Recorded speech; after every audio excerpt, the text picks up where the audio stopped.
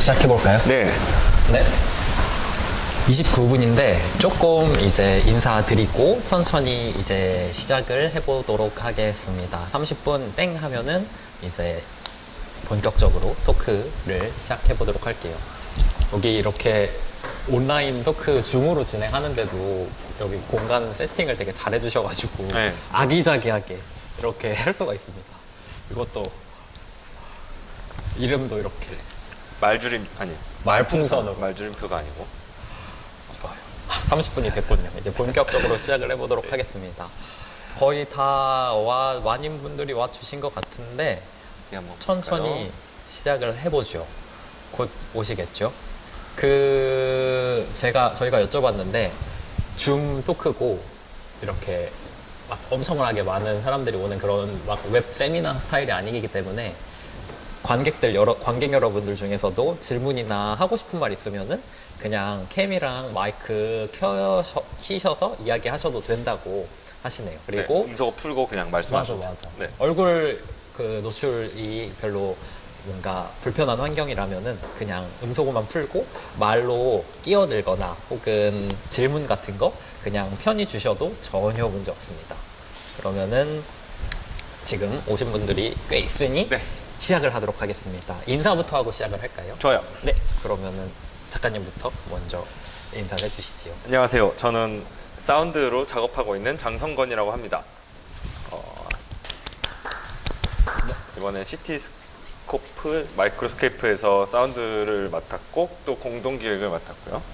그리고 분은 저는 그 미술 공부하고 글 쓰고 뭐 기획도 하고 하는 권태현입니다. 오늘 장성건 작가님과 같이 이야기를 나누는 역할로 함께 하게 되었습니다. 그리고 박수환. 이 프로젝트에 또 한 분이 사실 더 계셨어야 되는데 이번 전시에는 두 분이 팀으로 참여를 하셨거든요. 근데 오늘 스케줄상 그쵸. 오고 싶었지만 네, 못 오게 되었습니다. 그래서 부득이하게 둘이서 이야기하게 됐고요.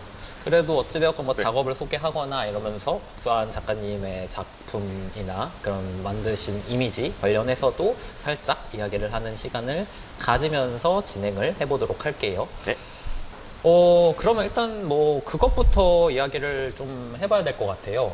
장성건 작가님도 이제 뭐 사운드로 뭐 개별적인 작업도 하시고 활동도 이것저것 재미있는 것들을 많이 하고 계신 걸로 알고 계시고 박수환 작가님도 그런 원래 사진 작업도 많이 하시고 영상도 하시고 재미있는 작업들 많이 펼쳐 나가시는 걸로 알고 있는데 흥미롭게도 두 분이 팀으로 이렇게 작업을 사실 이번 전시뿐만 아니라 저번 운수공간이었나요? 네. 거기서는 아예 독립적인 프로젝트 2인전으로? 전시가 네. 있었잖아요. 아예 2인전으로. 그렇게 좀 팀으로 활동을 해야 된다고 해야 되나?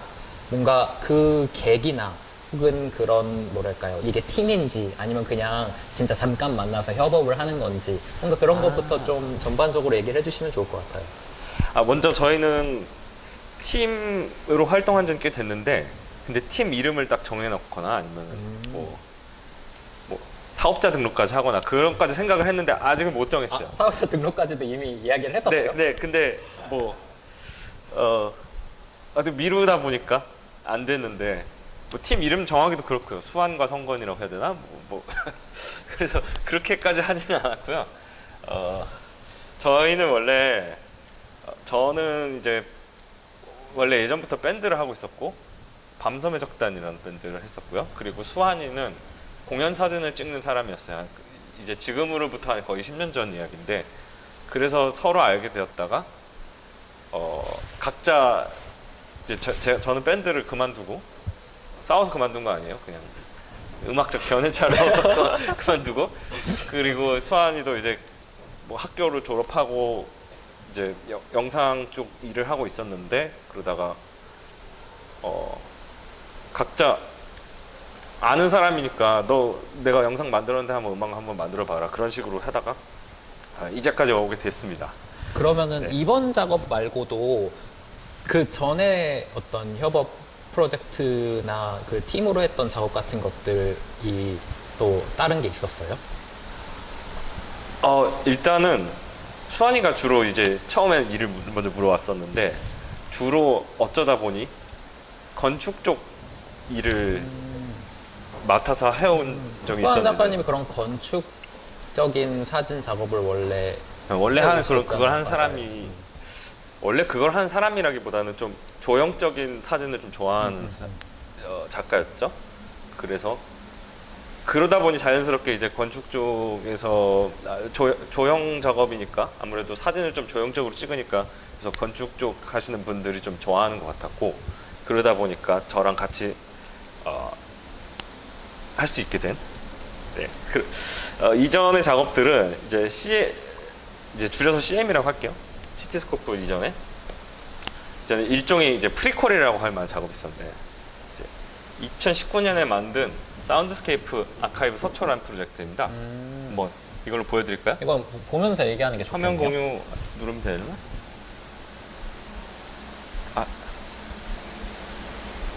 된 거죠 지금?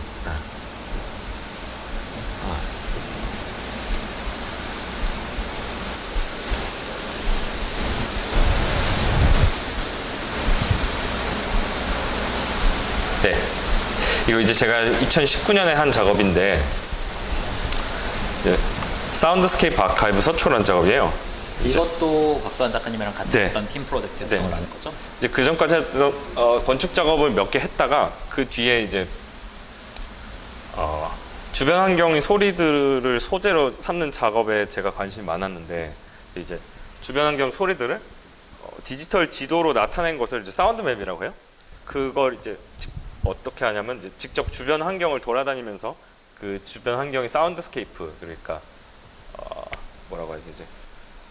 소리 풍경을 녹음해서 디지털 지도에 표기하고 그리고 사용자가 지도에 나와 있는 지역의 지역의 소리를 들을 수 있게 설계된 말하자면 인터랙티브 아카이브 프로젝트인데요. 아마 보여드릴게요. 네. 들리려나 이게? 들릴까요? 한번 들어볼게요. 이게 이제 사운드 맵이라는 건데 여기 이제 서초구를 대상으로 한 사운드 맵이어서 여기만 이렇게 나올 수 있게 되어 있고 이제 여기 누르면 소리가 날 수 있게 만들어진 디지털 아카이브입니다. 안 들리는 것 같죠? 들린다. 들린다. 뭐 이런 것들. 그러니까 주변 환경 소리를 삼은 작업에 제가 관심이 많았어요. 그래서 이걸 이제 당시 2019년 서초문화재단에서 하는 지역구 사업이었는데 그 프로젝트를 작업하다가 이것만 하다 보니까 좀 부족한 것 같은 거예요. 작업을 이거 하나로 끝내기에는 좀 약간 지역구 그러니까 뭐 국가 사업이기도 하고 어떻게 보면 정부 지원 사업이니까 약간 좀 보여줄 수 있는 게 있으면 좋잖아요. 그래서 이걸로 끝내기엔 조금 아쉬운 것 같아서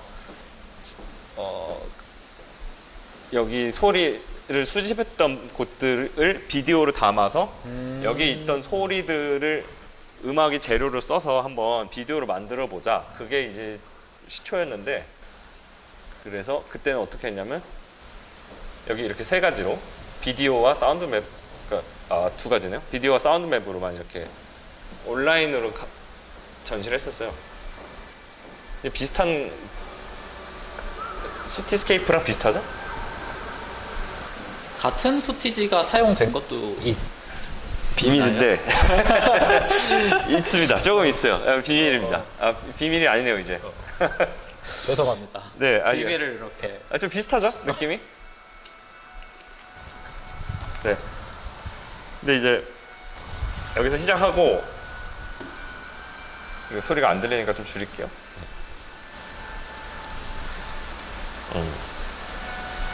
이제 서초구 지역구 사업이었기 때문에 서초구를 대상으로만 찍었는데 서초구가 아니고 만약에 서울로 좀 더 대상을 넓히고 그리고 영상 작업을 한 수환이랑 같이 이제 적극적으로 공동으로 연출을 해보면 어떨까 이런 생각이 들었어요. 그래서 하게 된 게 이제 작년부터 프로젝트 시작한 시티스코프 CM 작업이고 네. 그렇게 해서 같이 하게 됐습니다. 그게 저는 굉장히 흥미로웠던 게 뭐 네. 밤섬 해적단 이야기도 하셨으니까 네. 뭐 그런 거 이야기는 조금 더 이따가 또 하기로 하고, 일단 제가 봤을 때 그 박수환 작가님과 장성건 작가님의 만남이라고 해야 되나? 이런 게 너무 좋았던 거는 그 박수환 작가님 물론 뭐 다양한 방식의 작업을 하시지만 이야기하신 것처럼 어떤 그렇게 딱 조형적으로 이렇게 딱 맞아떨어지는 그런 방식의 이미지 같은 것들을 굉장히 잘 만들어내시고, 그렇다 보니까 건축사진 쪽으로 다양한 방식의 작업들을 잘 펼쳐 오셨었는데, 그것과 장성건 작가님은 뭔가 메탈 같은 걸 하시다가 그 방금 보여주신 것처럼 네. 이렇게 필드 레코딩 같은 걸 하시거나, 아니면 소위 우리가 그 앰비언트 뮤직이라고 하죠. 그래서 앰비언트 뮤직 같은 방식으로 조금 작업이, 몰라요, 뭐 메탈이랑은 전혀 다른 느낌이긴 하니까 그런 식으로 조금 변화라고 해야 되나? 이건 좀 더 이따가 얘기하면 될 것 네. 같은데, 그런 식으로 좀 작업을 하셨는데, 사실 그 제가 알기로는 그 앰비언트 뮤직이라는 것 자체가 음악이 뭔가 음악이라는 것에 형식적으로 딱 집중해가지고 이렇게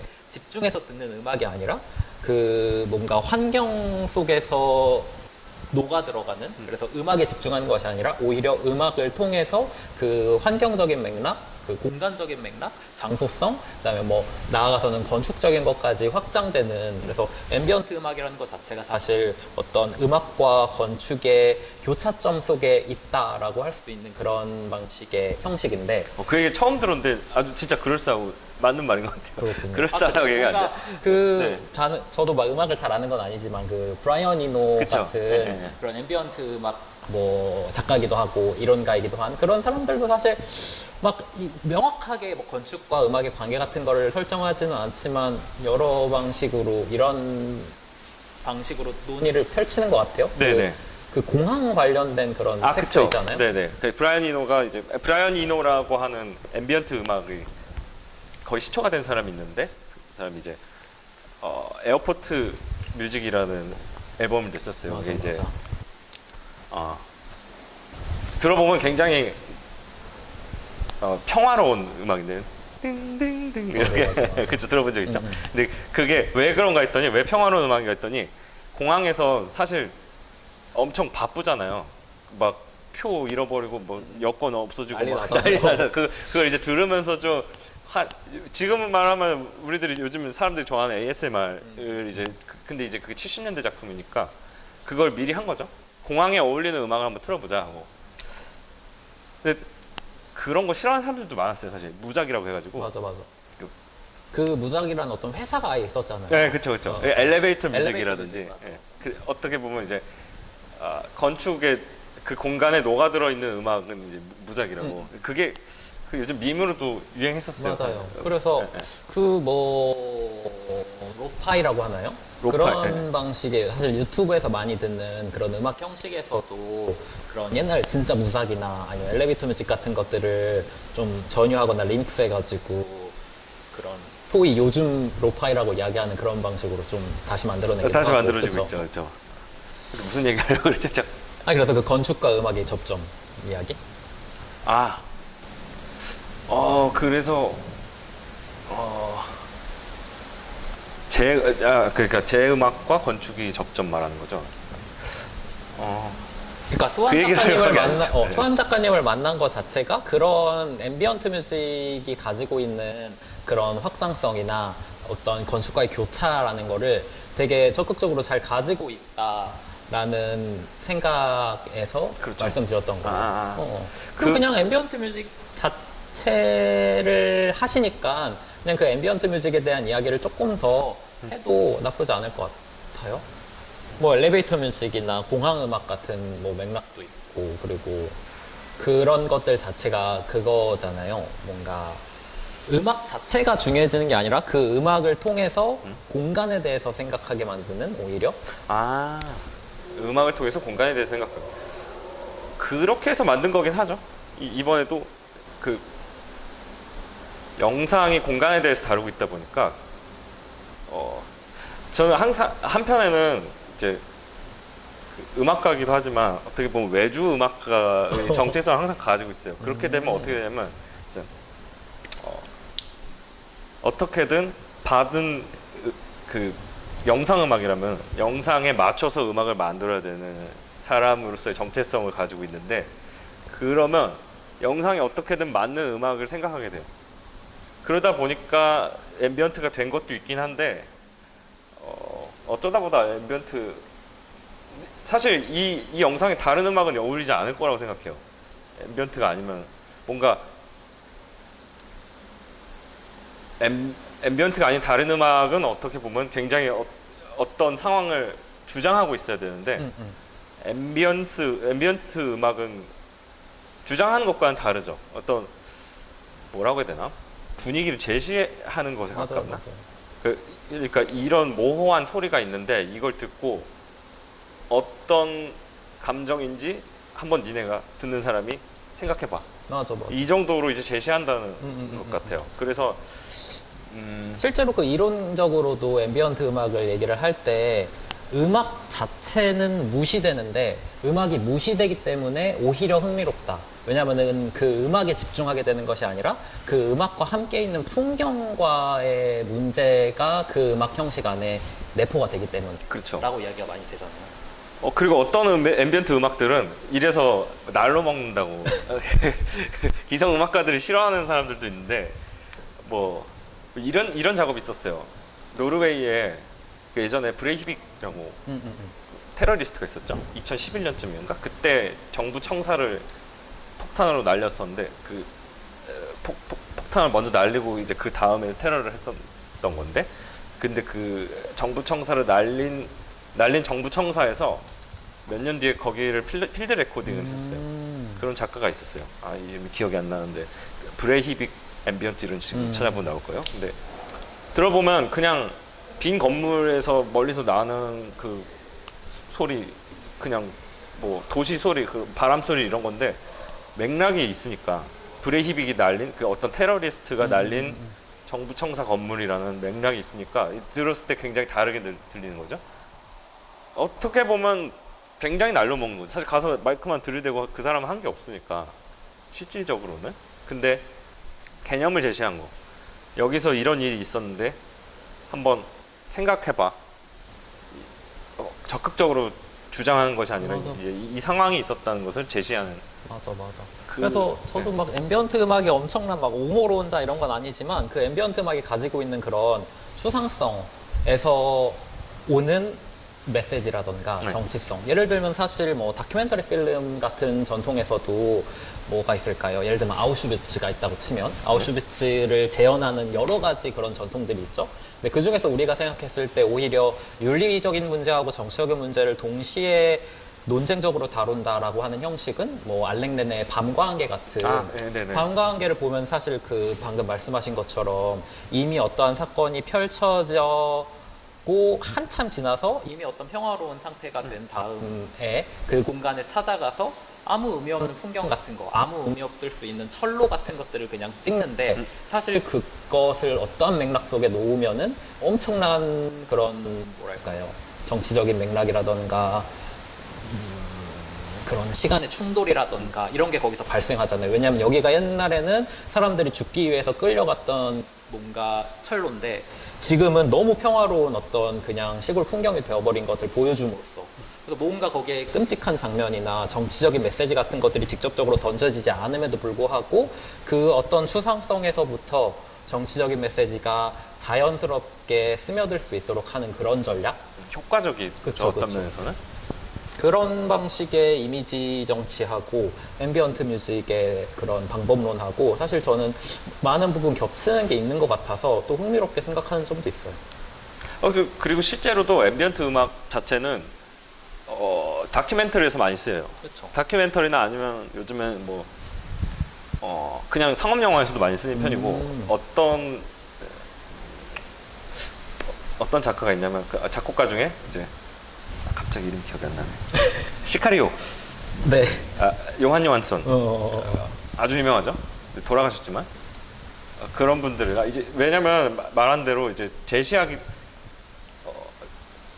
정도만 하고 있기 때문에, 주장하는 게 아니라 제시하고 있기 때문에 어떤 현대 시청자들에게 효과적일 수 있다는 거죠. 현대 시청자들은 막 미디어가 감정을 끌고 가는 걸 별로 안 좋아하는 맞아요. 그렇죠. 경향이 있어요. 왜냐면 너무 똑똑해졌어 다들. 감히 이 장면에서 슬픈 걸 드러내려고 해. 그럼 이제 이렇게- 바로 신파적인 어떤 네. 그런 연출이라고 비판을 받죠. 그래서 이제 요즘 넷플릭스에 나오는 그런 영상물들 들어보면 이게 음악인지 소리인지 구분하기 어려울 정도로 실제로도 어떤 작곡가들은 그 기성 작곡가들은 별로 안 좋아하죠. 이게 사운드 디자인하고 음악하고 항상 섞여 있어서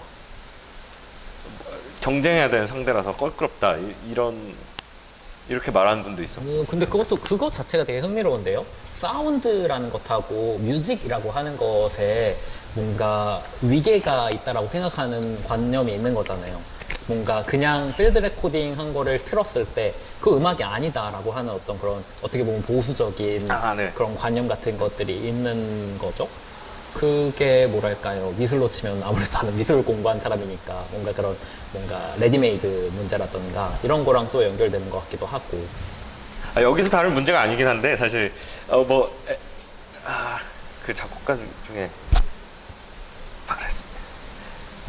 바라세? 자꾸 이름 이슈가 이름이 아니 저 프랑스어라서 뭐라고 읽을지 모르겠어요. 근데 콘크리트 뮤지컬 콘크리트라고 60년대 그건 알아요. 알죠? 네. 그 어떤 소리로 자꾸 음악을 만들려는 첫 시도를 했던 초창기 시도를 했던 작곡가들이 있는데 구상주의? 잠깐만 구체 음악 맞아. 구체 음악 그 작곡가 중에 한 말이 음악의 정의를 내렸었는데 재밌는 정의를 내린 적이 있어요. 음악은 의도된 소리들의 집합이다. 의도된 소리들의 serial of intended sound. 그러니까 의도된 소리들의 집합체다. 근데 그런 식으로 따지면 사운드 디자인, 그 영화에 나오는 사운드 디자인들은 전부 다 음악일 수도 있는 거죠. 그렇죠. 아닐 수도 있어요. 근데 어떤 맥락에서는 그러니까 앰비언트 음악에 대한 변호를 어쩌다 보니까 지금 하고 있는데 아니 근데 네, 네.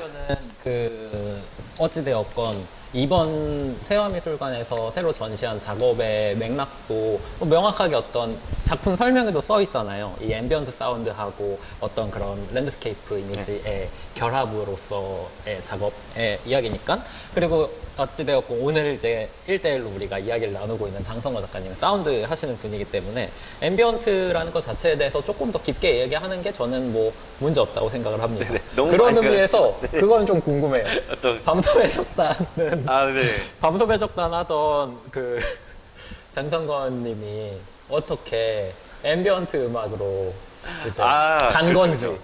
뭐 무슨 일이 일어난 건가요? 지금 보고 계시는 분들 중에 밤섬의 적단을 아는 분들 모르는 분들도 있을 거예요. 그래서 살짝 설명을 사진만 보여. 좋아요.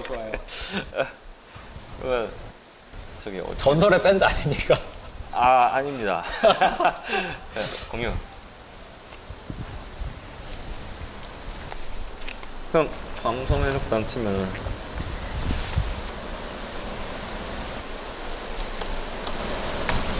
이걸 준비를 안 했네요. 나무위키가 나무의 키가 있네. 네. 뭐 이런 밴드를 했었는데 보다시피 시끄러운 밴드였고요. 뭐 이런 영화도 있었고. 이거 수환이가 찍었어요. 저 사진을? 예. 이것도 수환이가 찍었나? 이건 아니고. 아무튼 이것도 수환이가 찍었다.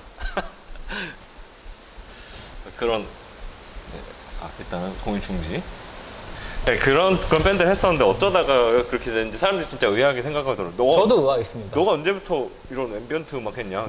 근데 사람들이 진짜 잘못 알고 있는 게 저 원래 앰비언트 했어요.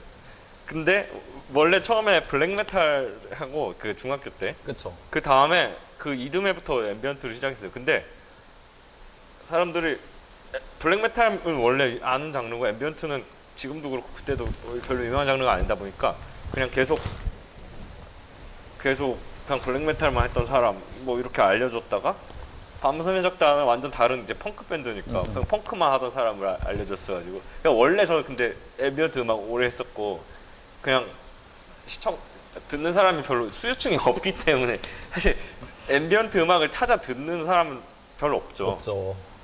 이상한 사람이거나 아 이렇게 얘기하면 안 되는데. 아니 무슨 말인지. 근데 오히려 앰비언트 음악은 이렇게 어떻게 보면 굉장히 실용적인 음악이라서 영상 음악에나 쓰이지 사실 뭐 발매하거나 하진 않아요 잘. 아니야 이렇게 말하면 안 되지. 발매는 굉장히 많이 되고 있어요. 근데 이제 뭐 적극적으로 유통되지는 않고 맞아요. 있죠. 그쵸, 어떻게 그쵸. 보면. 발매 많이 하고 있습니다. 잘못 말했어. 그래서 뭐 이제 수환이랑 아까 옛날 얘기를 하다가 어떻게 만났는지 얘기를 했는데 수환이가 어떻게 보면 영상 음악을 하게 된 계기가 수환이죠. 거의. 수환이가 누가 먼저 제안했어요? 기억이 안 나네. 먼저 수환이가 하긴 했을 거예요. 그것도 진짜 옛날에 수환이가 학교 다닐 때 학교 과제로 학교 과제 그러면 저도 이제 배우는 입장이니까 공짜잖아요 어차피 서로 노동 가치가 없을 때 둘 다.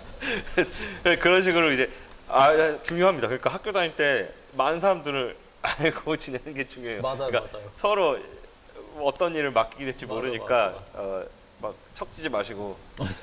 진짜 웃긴 거. 사실 맞아. 사실 우리도 학교 그쵸. 맞아. 선후배 관계입니다. 선후배 관계이기 때문에. 이제 학연이 웃기네요. 중요하다고 이야기하는 게 아니고. 아니 그건 아닙니다. 중요한- 그건 전혀 아니고. 아 왜 이렇게 웃기지? 그렇다는 거죠. 네. 어찌되었건. 뭐 그 얘기 하려고 했어요? 그 가라타니 고지. 그거는 나중에 나중에. 할 게 맞습니다. 예. 그러면은 이제 작가님만 박수환 작가님이랑 만나서 어떤 그런 음악적인 것하고 건축적인 것하고 만나서 어떤 확장과 교차 같은 것들이 어떤 사건들을 통해서 만들어졌는지를 조금 맥락을 아셨을 테니까 둘의 만남을 이야기를 통해서 그리고 어쩌다 보니까 그 앰비언트 뮤직에 대한 다양한 이야기를 좀 하게 됐죠. 근데 저는 이런 방식으로 좀 짚고 가야지 나중에 이번 작업도 그렇고 뭐 해나가실 작업들의 맥락 같은 게 조금 더 잘 설명이 될 거라고 생각이 또 들기도 해요. 네. 이번 신작을 조금 살짝 CM. 보여드리면서 이야기를 이어나가 볼까요? 그럴까? CM을 먼저 한번 다시 볼까요? 근데 이게 보니까 여기서 나는 소리가 안에 들어가는 것 같아요. 아하. 직접 들어간 게 아니고. 그렇죠? 그러면은 뭐 그럼 소리는 잘 안 날 소리는 테니까 잘안 그냥 나는 것 같고. 이미지를 살짝 이렇게 같이 화면 공유. 보는 걸로 하죠. 방송적도 다시 한번. 보다가 이제 제가 줄일게요. 네.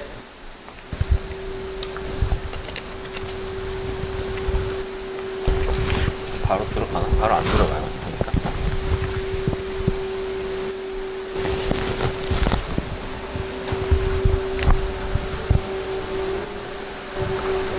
들어가요?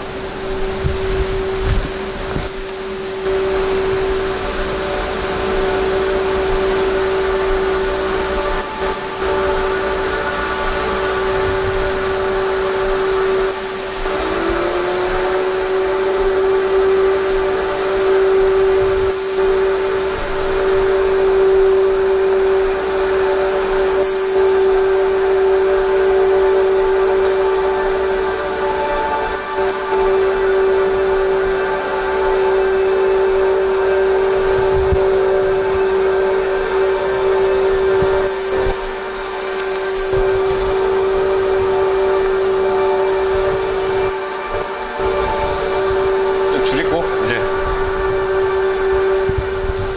이게 앰비언트 음악을 항상 설명할 때 이게 문제예요. 너무 기니까 잠깐 들려주는 게 의미가 없어가지고 맞아. 그냥 그래도 다 들려드릴 수가 없으니까 이게 18분짜리잖아요. 네, 공유 중지하고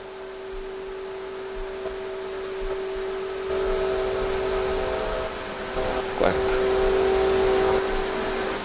와서 보셨다는 것을 전제로 이제 말씀을 드리겠습니다. 그럴 수밖에 없겠네요. 그럴 수밖에 없겠네. 18분짜리라서. 맞아. 그리고 뭐 이미지도 있고 하니까 그런 것들을 디드면서 같이 이야기를 좀 나누면 될 것 같아요. 일단 그 뭐 제목이나 뭐 이런 컨셉트 같은 거는 나중에 얘기하고 일단 뭐 보셨으니까 그 처음에 나오는 거기 공사장이 어딘가요?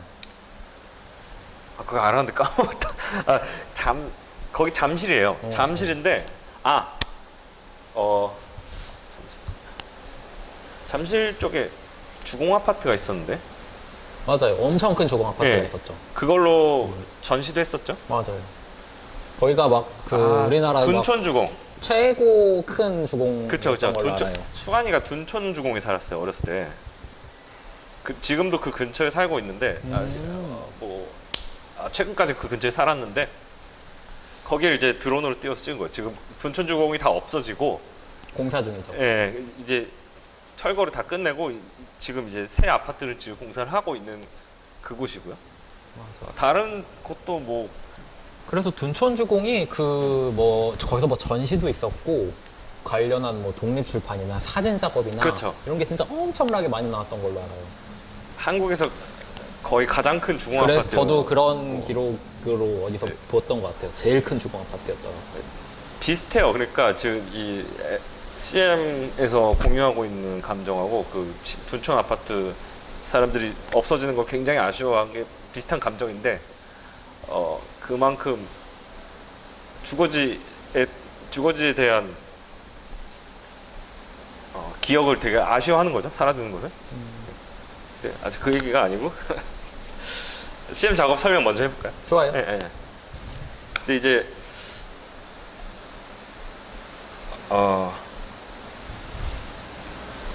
아티스트 스테이트먼트가 있었는데 이거는 이제 같이 적으신 거예요? 네 같이 적었는데 이 솔리드 시티 전시에는 저희가 늦게 적어가지고 못 드렸어요. 근데 한번 이거를 공유해서 보여드리는 게 나을 것 같아요. 그래서 이렇게 보니까 또 창피하네. 근데 이제 대강 어떤 얘기냐면 수환이랑 제가 어떤 촬영지를 가고 있었어요. 다른 작업을 하느라고 다 같이 감독이랑 같이 한강변을 타면서 이제 가고 있었는데 아침에 그냥 오래된 아파트들이 이렇게 줄줄이 지나가고 있었어요.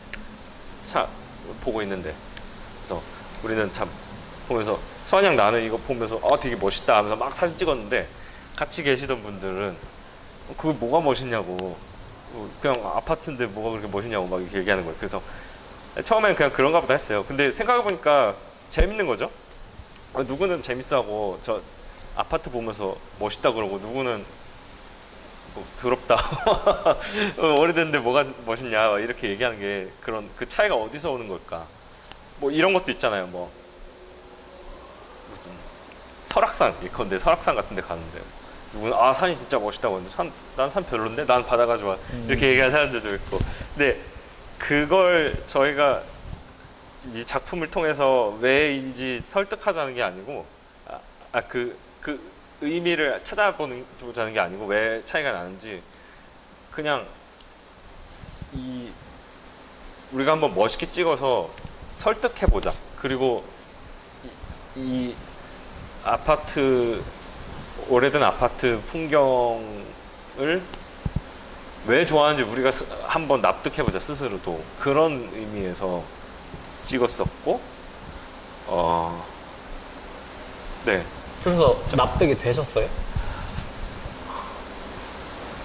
납득해보자고 찍겠는데 모르겠어요. 잘 모르죠. 그냥 처음에 출발은 그렇게 했어도 결국 그냥 최대한 멋있게 해보자 이렇게까지밖에 안 됐기 때문에 올바른 방법론이 아니었을 수도 있겠네요. 그걸 납득하려고. 아니요. 근데 저는 그런 게 일단 그 흥미로운 게 예를 들어서 뭐랄까요. 그 아파트라는 것이 사실 한국 사회에서 아파트라는 존재가 엄청나게 복잡하다라는 거는 많은 학술적 논의도 있고 네. 뭐 예를 들면 막 박해천 선생님 같은 경우는 그걸 가지고서 막 일생의 그런 어떤 뭐랄까요 이론이나 아니면은 그런 담론이나 이런 것도 막 펼치시고 이렇게 하잖아요. 뭐 아파트 공화국 같은 뭐 텍스트도 있고 등등등 어떤 중산층의 그런 상징이라던가 뭐 그런 한국 전반의 그런 부동산 욕망과 아파트의 관계라던가 막 이런 것도 복잡하긴 하지만 사실 그 작가님과 수환 작가님이 느끼셨던 그런 거는 우리가 뭐 아까 우리 뭐 로파이도 얘기하고 막 무닥도 얘기했던 것처럼 그 노스텔지어의 그런 문제랑 굉장히 연관이 깊어 보여요. 그쵸. 그 집단 기억 같은 거죠. 그쵸. 우리가 같은 세대, 비슷한 세대잖아요, 우리는. MZ 세대라고 부르죠. 요즘. MZ 세대 좀 너무 길긴 맞아. 하지만 MZ세대가 생각보다 되게 넓더라고요. 너무 많아요. 80년대생부터 맞아, 사는 맞아, 데면 맞아. 뭐 엄청 많겠죠. 근데 뭐 보니까 무슨 3분의 1이라던데 서울시 인구이. 근데 대부분의 MZ 세대는 다 아파트에서 자랐잖아요. 맞아요. 상당수가 대부분이라고 하면 안 되겠지만 아닌 사람들도 있기 때문에 근데 뭐 예컨대 노원구에서 사시죠? 노원구는 그 제가 이 프로젝트 준비하면서 다음 맵으로 이제 어딜 갈지 보잖아요. 근데 노원구는 한번 꼭 가봐야겠다고 생각한 정말 게 저희는 여기서부터 저기까지 다 아파트예요. 맞아요. 그냥 쭉 다 아파트. 그 중계동, 하계동, 중계동 이런 곳이 있는데 그 하계역부터 중계동, 중계역까지 엄청 긴 대로가 그냥 주공 아파트로 가득 차 있는 가득 그런 차 데가 있죠. 있어요. 네. 그 되게 장관이에요. 그쵸, 장관이죠 사실. 장관이에요. 아 근데 또 막상 못 찍었어요. 거기는 또 아쉬운 부분이 있어요.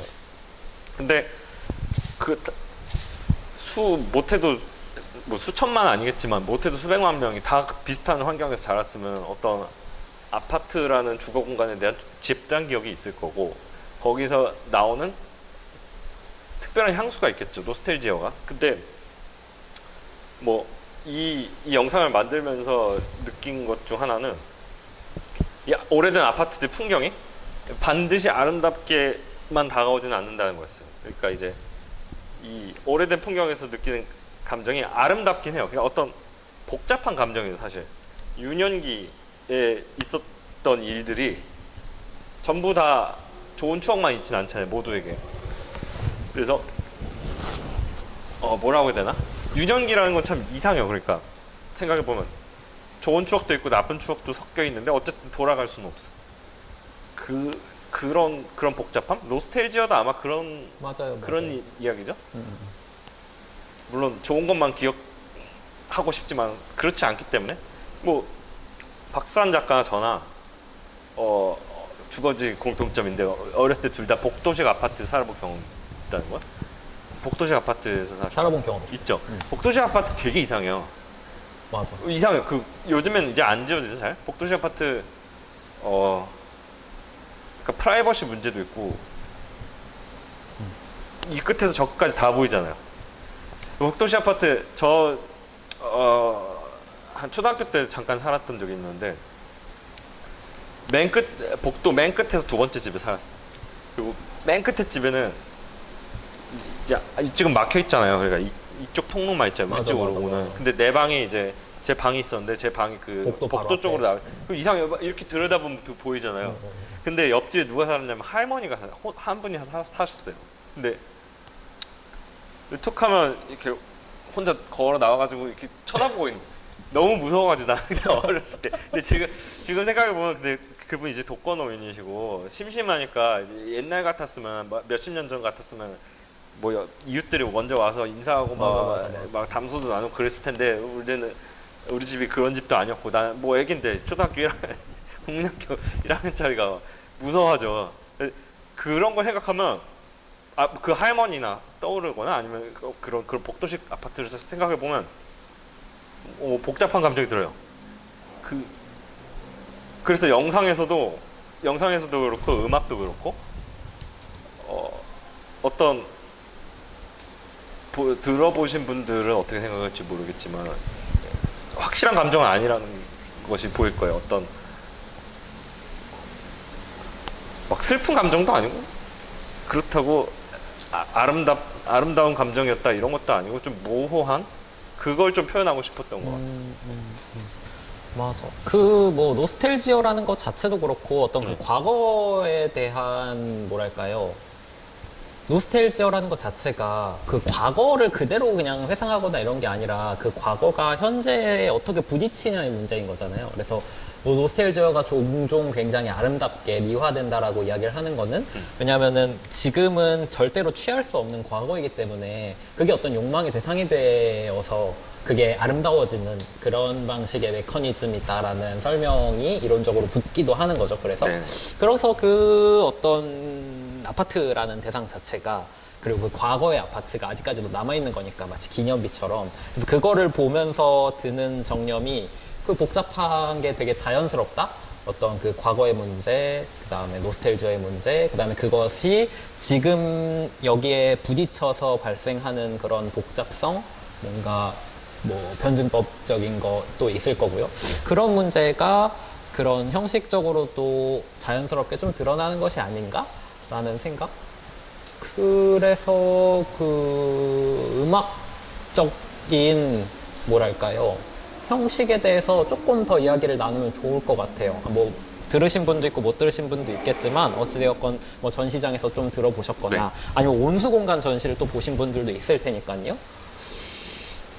필드 레코딩 필드 레코딩. 같은 게 좀 사운드를 그 음악을 만드는 다 재료가 된 거였죠. 기본적으로. 그렇죠. 아까도 말씀드렸듯이 이제 처음에도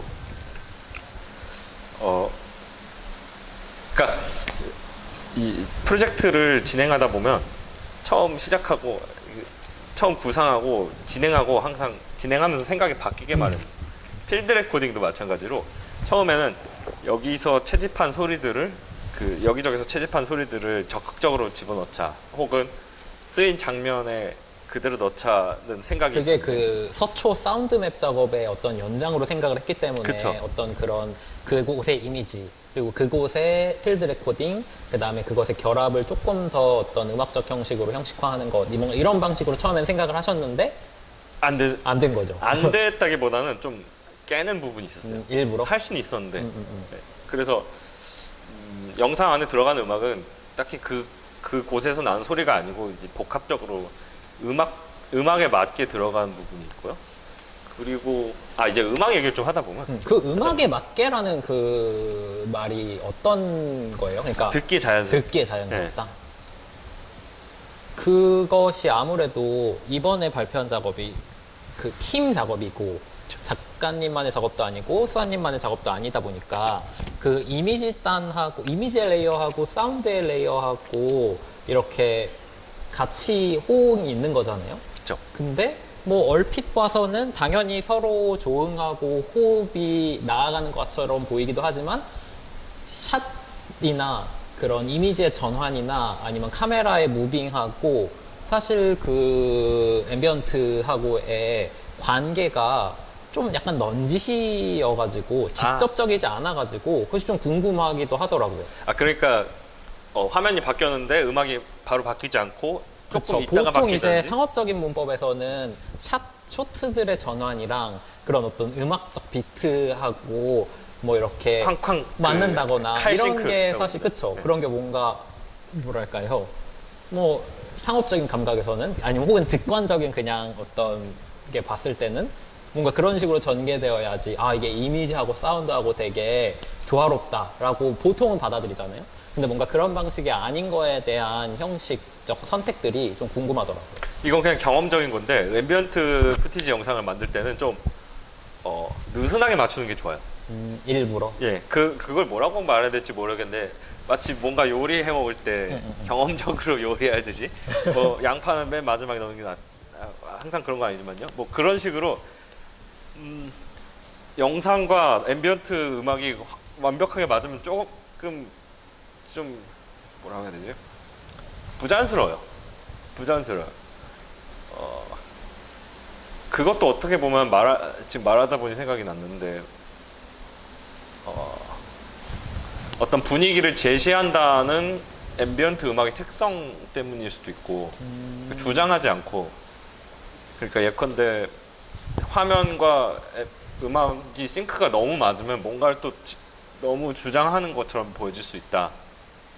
그래서 은근하게 싱크가 안 맞는 걸 수도 있고요. 근데 은근하게 싱크가 안 맞는 정도가 아니라 아예 안 맞아요. 이게 나왔다 말았다 해요. 맞아. 맞는 부분도 있어요. 맞는 부분도 있는데 이제 그거는 확실하게 뭔가 주장하고 싶을 때 그건 이제 맨 처음 장면은 싱크가 맞아요. 공사장에서 네. 이렇게 그 부분만 소리가 한글귀로 달라요. 쭉 가는 맞아. 그 부분은 뭔가 제가 또 말하고 싶은 게 있어서 그랬고 근데 나머지는 일부러 안 맞췄어요. 그것도 궁금하네요. 그런 작업 방식 자체가 음악이 먼저 나온 거예요? 이미지가 먼저 나온 거예요? 이건 저희들이 작업할 때 그렇게 하는데 먼저 각자 작업을 해요. 각자 공통의 이미지를 가지고 각자 작업을 한 다음에 각자 완성을 시켜요. 한 20분 정도로. 그런 다음에 그 런타임 정도는 정하고. 네, 런타임 정도 거의 20분 정도가 적당하더라고요. 앰비언트 그거보다 길어지면 다 볼 수가 없기 때문에 내러티브가 없는데 어떻게 봐요? 네, 그래서 이제 각자 만들면 서로 싱크를 맞추고 뭐 싱크가 너무 맞았다라든지 아니면 너무 안 맞았다 싶은 그런 거 이제 바꾸고 미세 조정을 하고. 네네, 미세 조정하고. 아, 그러면은 성건님도 수아님의 이미지를 보고서 사운드를 맞춰가면서 이렇게 작업을 하는 게 그렇죠. 아니고, 처음에는 처음엔 아니죠. 수아님도 사운드의 그런 맥락을 모르는 상태에서 일단 이미지만 보고 판단을 하는. 그렇죠. 그래서 그 둘을 나중에 세부 조정을 하는. 그렇죠. 근데 둘이서 또 많이 작업을 하다 보니까 대충 얘가 무슨 그림을 낼지 알아요. 그러면 그게 이제 협업이 좋은 점이죠. 팀으로서의 협업이 그게 좋은 점이죠. 어떤 사람들은 이제 저한테 매주 맡겼는데 왜 음악이 아무것도 진행이 안 되냐 이렇게 생각하는 사람들도 있을 아, 거예요. 너무 앰비언트예요. 예. 뭐 어떤 사람들은 이게 무슨 음악이냐 그냥 소리지 뭐 그럴 수도 사실은 여기서도 제가 사운드라고 말했는데 그냥 음악에 가까워요. 그냥 이거는 제가 봤을 때 음악이에요. 음악으로 들어갔는데 사운드 작가 혹은 사운드 작업 혹은 사운드라고 자꾸 이야기하는 이유는 그건 약간 자신감이 없어서 그런 걸 수도 있어요. 앞으로는 주로 음악이라고 얘기하고 다닐 생각인데, 왜냐면 사운드라고 하면 사운드 아티스트라고 하면 약간 좀 더 사람들이 자유로운 걸 생각해요. 그렇죠. 사운드 아티스트 뭐 이런 거죠. 시인이냐 시인이 아니면 기자냐. 기자는 기자 그 형식에 맞게 기사를 써야 되잖아요. 근데 시인은 아무거나 써도 되잖아요. 근데 이제 앞으로 안 그렇게 하려고 생각합니다. 왜냐면 좀 자신 없어서 이게 음악이냐 하면 아니 이거 음악 아니고 사운드인데 이런 핑계를 준비하고 있는 것 같으니까. 음악 얘기를 좀 더 해볼까요 이제? 네. 예. 그 다음에 이제 그 수환이 첫 영상을 받아보고 나서 음악 제목을 정했어요. 그러니까 아까 화면 공유했을 때 보여드렸을 때 음악 제목이 나왔는데 그게 이제 메갈리스, 거석들, 큰 돌들이란 뜻이고요. 원래 있었던 곡은 아니고 당연히 이제 CM 프로젝트 처음에 받아보고 나서 영상 항상 그런 시기거든요. 영상을 그러니까 프로젝트 명이 곧 곡명일 수도 있지만 주로 음악 제목을 따로 붙이는 편이에요. 왜냐면 그래야지 전체적인 분위기를 잡는데 좀 도움이 되고 어떤 잣대가 되죠 스스로한테. 이 거석들이라는 그 음악이 나오기 전에 그럼 제목부터 나온 거네요. 그 이미지를 딱 보고서 이걸로 가야겠다. 이게 테마다. 뭐라고 불러야 돼? 그 임시 트랙부터 나온 거죠. 그러니까 바로 나온 건 아니고 영상 보고 이렇게 지으면 되겠다 하고. 어떤 면에서 이제 거석들이라고 했냐면 이제 계속 아파트를 찍었잖아요. 근데 아파트를 보는 것이 어떤 아파트는 이제 거대한 석상이잖아요. 어떻게 보면 맞아요. 돌로 되어 있는 큰 석상이잖아요. 그걸 꼭 사람들이 이제 숭배하거나 어떤 문명의 어떤 조건으로 삼은 것처럼 느껴져서 계속해서 사진들이 특히 그랬어요. 그리고 사진은 지금 영상으로 볼 수 없게 돼 있는데 사진들만 보면 약간 거대한 아파트 혼자 서 있어요. 그거 꼭 숭고하게 종교적인 의미로 꼭 찍은 것 같기도 하고 수환이가 그걸 의도하지 않았던 건 간에 그래서 고인도를 찍은 것 같기도 하고. 그리고 또 영상 초반부 아까 그 의도했는지 안 의도했는지 그것에 대해서 얘기했었는데 초반부 몇 분 동안 아파트 아닌 그 공사 중인 흙바닥이 어떻게 보면 아무것도 짓지 않은 원시 세계를 먼저 떠올리겠어요. 그래서 거기서 느꼈던 것이 이제 스탠리 큐브릭 2001 스페이스 오디세이에 나오는 그 장면. 그 원숭이들이 막 그건 메갈리스가 아니고 모놀리스라고 부르죠. 혼자 서 있는 맞아요. 석상이라는 뜻으로 그 장면이 떠올라서 약간 아주 오랜 옛날부터 우리 조상들이 흙바닥에 거대한 돌들을 세워놓고 흡족해하는 그런 장면이 떠올랐고, 음악은 그러니까 전반적으로 이런 개념에서 출발했어요. 거기서 좀 흥미로운 게 사실 그 제일 후반부에 가면은 영상에서 뭐 여기 아까 보여드리진 못했지만 롯데타워가 그쵸. 그쵸. 뭔가 그런 것도 그렇고 그쵸. 이게 이제 메갈리스고 모놀리스고 이 스페이스 오디세이에 나오는 이거죠. 그쵸. 좀 닮았다고 생각했어요. 어. 이걸 의도했건 의도하지 않았건 간에. 그리고 그 옛날의 거성 문화나 고인돌 같은 것도 그런 뭐랄까요, 우리가 역사 시간에 배우길 고인돌 같은 것들이 등장하는 게 과거에 이 사회가 발달해서 계급 계층이 생겨나기 시작한 증거다 뭐 이런 식으로 배우잖아요. 맞아. 그리고 아까 또 얘기했듯이 뭔가 우리나라 사회에서의 이 아파트와 계급의 문제 이런 것들이 되게 또 흥미롭게 맞물리기도 하고, 그리고 실제로 이렇게 거대한 기념비 혹은 뭐 모놀리스도 그렇고 메갈리스도 그렇고 사실 어떤 그런 남근성 팔로스를 세우는 어떤 그런 거이기도 하잖아요. 근데 그런 거랑 또 연결해서 보면은 이게 어떤 정말로 그냥 메갈리스하고 완전히 등치되는 그런 계보 속에 있는 사물들이다, 혹은 뭔가 상징물, 기념비, 오브제 등등등 이라는 생각이 들면서 그 어떤 확장 같은 것들을, 그리고 아주 뿌리 깊은 곳에서부터 올라오는 계보 같은 것들을 좀 상기시키는 게 있어서 흥미로운 제목이라고 생각을 합니다. 그래서 뭔가 처음에는 뭔가 그냥 아파트 멋있게 찍어보자 라고 시작을 했다라던가, 혹은 뭐 굉장히 뭐 노스텔지어 같은 거에서 출발을 했다면, 결국 이제 나온 작업물은, 그리고 그걸 보게 되는 관객들이 몇 번 느끼는 거는 그냥 멋진 아파트라던가 혹은 그런 애상의 감정이라기보다는 그런 뭔가 맥락까지 다 포함해서 그냥 서울이라는 도시의 스케이프를 좀 어떻게 보면은 정치적이고 사회적인 맥락으로 볼 수 있게 되는 측면도 충분히 되게 가지고 있다라는 생각이 들더라고요. 그러니까 앰비언트 음악이니까 계속 나오는 주제인 제시, 비슷하지 않느냐 하고 제시를 하는 정도죠. 맞아. 이것도 비슷하지 않나요? 이런 식으로 제시. 이제 여기서 자료화면을 준비를 못했지만 그 고인돌을 보면, 고인돌은 이제 지금 그 계급 사회에 대해서 말씀하시니까 생각이 들었는데, 고인돌도 과거의 부족장이 출연하면서, 권력자가 출연하면서 고인돌 혼자서 못 짓잖아요. 그러니까 여러 명이서 뭐 부릴 수 있는 어떤 높은 사람이 권력을 가지고 저걸 지어라고 할 수 있는 건데, 롯데타워도 마찬가지로 아주 많은 자본을 권력이죠. 아주 많은 자본을 가진 사람이 이렇게 높은 걸 엄청나게 크게 한번 지어보자라고, 이건 혼자서도 못 짓잖아 절대로. 그러니까 어떤 권력의 상징이기도 하고, 그리고 왜 짓고 싶어 하는지, 우리가 왜 저걸 꼭 짓고 싶어 할까, 뭐 그런 것들도 제시하는 게 되겠네요, 어떻게 보면. 그래서 거성 문화에 대해서 연관성을 짓게 됐고,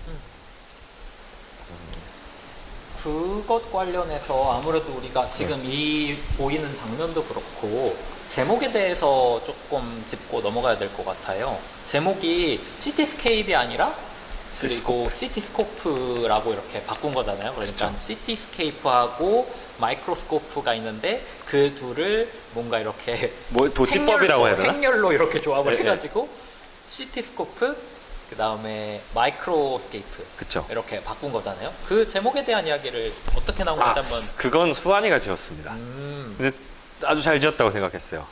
어떤 의미에서요? 행렬처럼이라고 하셨죠? 근데 이 행렬이라는 거는 매트릭스잖아요. 맞아요. 1, 2, 3, 4 마치 단어들이 아파트의 조형성처럼 그렇지. 행렬로 맞아, 그것도 그래요. 옮긴 것처럼 그 단어를 조형적으로 재조합한 것처럼 생겨가지고, 그리고 일단 어감도 좋다고 느꼈고요. 제가 지었으면 좀 다르게 지었을 것 같아요. 메갈리스라고 지었을 것 같아요. 아예 메갈리스를. 예. 근데 그렇게 하면 또 너무 또 주장하는 것처럼 되기 때문에, 자꾸 왜 주장하는 걸 기피하냐면 왜 그럴까요? 앰비언트 앰비언트 음악하니까. 그런 것도 있어요. 뭐 너무 음악이 너무 뭔가를 주장하기에는 정보값이 적어서 음악으로 뭔가 주장하려면 가사가 이제 필연적으로 들어가야 되고요. 그리고 굉장히 굳이 아니 아니요. 음악을 그렇죠. 가사가 뭔가 너무 많이 주장하고 있으면 좀 힘들어요. 짓기가 힘들어요. 그게 바로 와닿기가 힘들어지죠, 굉장히. 굳이 아니고. 아니 그리고 아까 네. 우리 그 초반에 앰비언트라는 형식에 대한 걸 쭉 이야기하면서 뭐 아까 뭐 알랭렌의 얘기도 하고 네. 사실 그런 식으로 말 그대로 뭐 제시만 한다라던가 혹은 그런 어떤 문제에서 윤리적인 거리를 두고서 이것에 대한 뭔가 사유할 수 있는 공간 같은 거를 열어내는 그런 방식의 형식이 될 수 있다라고 생각을 해요. 근데 그렇다고 해서 막 이게 완전히 추상으로 가버려가지고 뭐 그냥 아무것도 담지 않은 그런 어떤 뭔가 막 그런 모더니즘 이런 게 되는 게 아니잖아요. 느슨한 그러니까 제시가 항상 있죠. 그러니까요. 느슨한 고리의 제시가 있고. 제가 제목에서 흥미로웠던 거는 뭐 그런 뭐 조형성의 문제라던가 그런 것도 있지만 그 사실 네. 뜻 그 자체예요. 그래서 어떤 스케이프라는 것도 그렇고 스코프라는 것도 그렇고 스코프가 그 마이크로스코프가 현미경이잖아요. 그렇죠. 그런데 그 스코프라는 것하고 사실 스케이프 뭐 사실 원래는 랜드스케이프라는 말이 많이 쓰이죠. 풍경 그다음에 이제 그거를 거기서부터 이제 쭉쭉쭉 파생이 돼가지고 뭐 아까 말씀하셨던 사운드스케이프 같은 것도 나오는 거고 뭐 시티스케이프 같은 것도 나오는 거고 그렇게 되게 확장성을 가진 스케이프라는 미사가 사용이 되는데 어찌되었건 그 랜드스케이프라는 것 자체도 마치 마이크로스코프처럼 마이크로스코프가 어떤 근대의 광학장치가 발달하면서 우리가 인간이 보지 못했던 시야를 열어줌으로써 새로 사유할 수 있는 어떤 지대를 열어내는 네. 만원경도 그렇고 현미경도 그렇고 그래서 그 어떤 근대로 쭉 나아가면서 어떤 과학의 발달과 그 미디어 장치들의 발달이 어떻게 사유하는 방법이나 어떤 그런 근대적 자아의 형성이나 이런 것하고 어떻게 연관되는지에 대한 그런 광학사, 시각 문화사적인 연구들이 있잖아요. 네. 근데 그것과 또 동시에 그 아까 우리 시작하기 직전에 잠깐 얘기했던 풍경의 문제도 사실 네네. 그 가라타니 고진이라는 일본 미학자라고 할게요. 뭐 복잡하지만 일본 미학자가 그렇게 얘기를 하죠. 근대 문학이라는 것 자체가 어떤 풍경의 발견에서 그게 포착이 그렇죠. 되고 그래서 풍경이라는 것 자체가 그냥 있는 게 아니라 뭐랄까요 마치 어떤 광학장치를 통해서 들여다보듯이 그리고 그 광학장치가 이 근대라는 주체성 안쪽에 있다라는 거죠. 그래서 그 풍경이 발견된다라고 가라타니 고진이 얘기하는 게 그런 거잖아요. 풍경은 그냥 있는 거를 바깥에 있는 대상을 보는 게 아니라 풍경을 포착할 수 있는 사람. 이 사람 1인칭. 그쵸. 네. 여기 이것의 발명에서부터 주체라는 것의 발명으로부터 풍경이 생겨난다라고 하는 거. 그래서 어떤 그 스케이프라는 것과 스코프라는 것이 그런 뭐랄까 근대적 광학사, 시각문화사, 그 다음에 주체성의 발견 등등등의 문제하고 사실 좀 복잡하게 연관이 되어 있는 건데 그런 거를 되게 흥미롭게 포착해서 비틀어 버렸다라는 의미에서 재밌는 해석이네요. 그 제목에서 네. 나온 거잖아요. 그 해석은. 그래서 재밌더라고요. 그러네요. 그래서 스코프하고 스케이프를 그런 식으로 비트니까 원래 스코프하고 스케이프가 가지고 있었던 그런 맥락과 역사적인 문제가 더 적극적으로 드러나게 된 거죠. 네. 여기서 질문으로 한번 넘어가 볼까요? 좋아요. 질문에서 아주 저희가 막 신나게 떠들다 보니까 네, 벌써 30분이 30분이 남았습니다. 혹시 여기 듣고 계시는 분들 중에서도 질문 있으시면은 편히 해주시면 됩니다. 이거 공유 중지를 할까요? 네네. 하고 듣고 계시는 분들 중에서 질문하고 싶으신 분들은 편히 해주시면 됩니다. 없으실 거나 혹은 준비를 하고 계실 수도 있으니까 채팅으로 주셔도 괜찮아요. 저희가 미리 받은 질문이 있죠. 굉장히 많은 분들이 이렇게 뭐랄까요 미리 질문을 던져주셨어요. 질문으로 넘어가자고 한 이유 중 하나가 아까 풍경 얘기가 나와서 아주 메이저한 맞네. 질문이 하나 있었거든요. 맞아요. 네. 저희가 미리 질문을 받아봤었는데 이런 질문이 있었습니다. 여기 읽어드릴게요. 읽어드리죠. 오래된 주거지를 디지털 데이터로 기록하는 건 정확히 무엇을 남겨두는 것일까요? 혹은 방점이 찍히는 행위는 그 흔적을 남겨두다가 아니라 다른 무엇일까요? 즉 풍경을 남겨둔다는 것은 우리에게 어떤 의미를 가진다고 생각하시나요? 그렇네요. 저희가 풍경 얘기 신나게 했는데 네. 풍경에 대한 질문이 있었죠.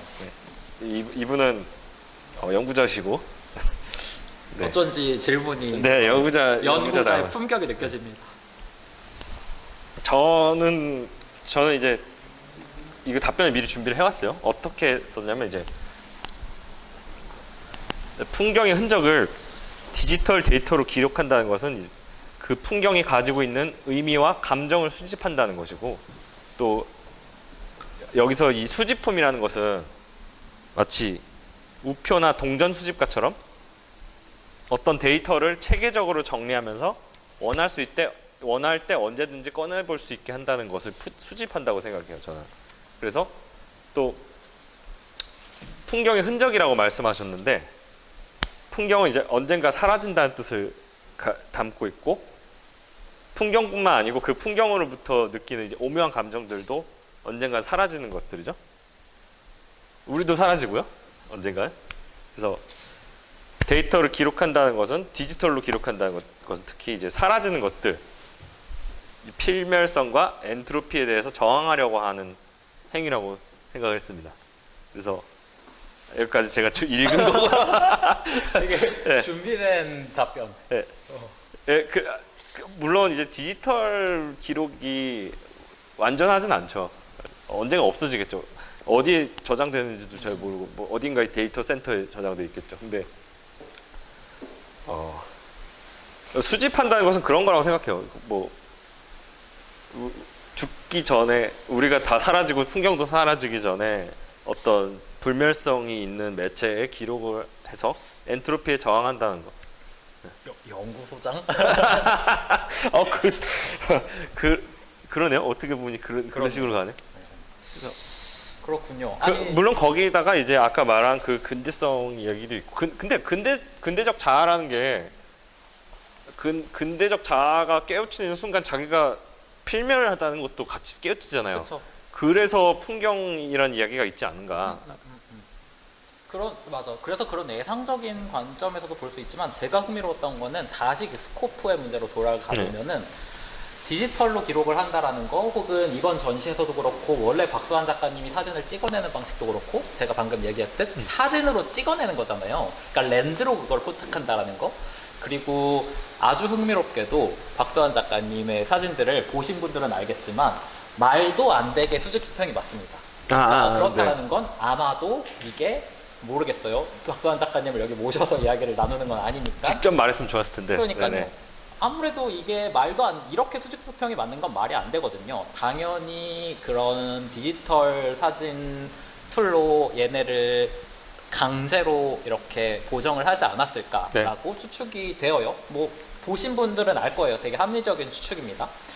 그렇기 때문에 그러한 방식의 그런 뭐랄까요, 어떻게 보면 왜곡 같은 거, 그 다음에 그거를 디지털로 기록한다고 하는 거, 기록이라는 것 자체, 그 다음에 렌즈를 어딘가에 갖다 댄다라는 행위 자체가 사실 뭐 그렇게 강제로 수직수평을 맞춘다거나 그걸 기하학적인 조형성에 밀어 넣는다는 건 아주 적극적인 어떤 행위가 되는 거지만, 그런 것이 아니라고 하더라도 그냥 렌즈를 들이대어서 어떠한 방식으로 세계의 일부를 잘라낸다는 거가 가지고 있는 그런 뭐랄까요, 아까 얘기했던 어떤 주체의 문제 같은 것들, 그 다음에 거기서 발생한 어떤 충돌들, 그 다음에 뭐 성관님이 파악하시고 있는 것처럼 그것이 사실 작동되지 않는 지점까지 그거 딱 갖고 있는 것이 아닐까라는 생각이 들어요. 그래서 그 어떤 다시 제목으로 돌아가서 나오는 스케이프와 스코프와 그 다음에 그거가 광학장치, 카메라라는 광학장치로 다시 담겼을 때의 문제, 그리고 이런 문제들이 영상에선 더 다양하고 흥미롭게 드러나는 게